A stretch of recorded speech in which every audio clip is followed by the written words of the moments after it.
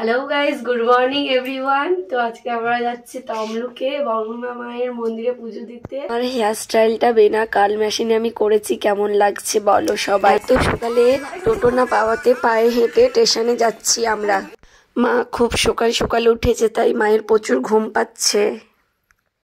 সকাল সকাল সবাই চলে এসছে যে যার গন্তব্যে যাওয়ার জন্য।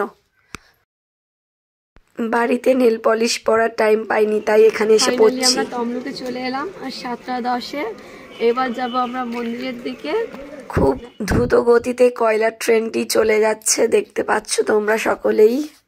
বড় ছেলেটার পুজো নিয়ে এই আসলাম, এসে পুজো দিয়ে বাড়ি যাব। আমরা টোটোয় উঠে পড়েছি, এখন যাচ্ছি মন্দিরের দিকে, গিয়ে তোমাদেরকে দেখাচ্ছি। সকাল সকাল পুজো দেওয়া কমপ্লিট হয়ে গেছিল। এবার মায়েকে সিঁদুর পরিয়ে বাকি মন্দিরটা আমরা ঘুরিয়ে নিলাম একসাথে। এত সকালে পুজো দিতে এসেও দেখলাম মায়ের মন্দিরে প্রচুর পরিমাণে ভিড়। মাকে পুজো দেওয়ার জন্য বিভিন্ন ধরনের জিনিস এখানে তোমরা দেখতে পাবে। আমরা এই কাকুটার দোকান থেকে ডালি কিনে মাকে পুজো দিয়েছিলাম।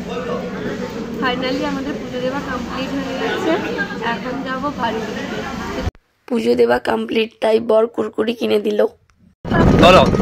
আমরা বাড়ি চলে যাচ্ছি, আমাদের পুজো কমপ্লিট।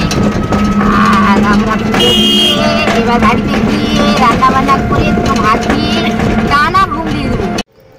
মন্দির দিয়ে এসেই প্রথম কাজ হলো আমার খরগোশদের খাবার দেওয়া। ফাইনালি আমরা বাড়িতে পৌঁছে গেলাম। তো এখনের জন্য টাটা, দেখা হচ্ছে নেক্সট ব্লগে।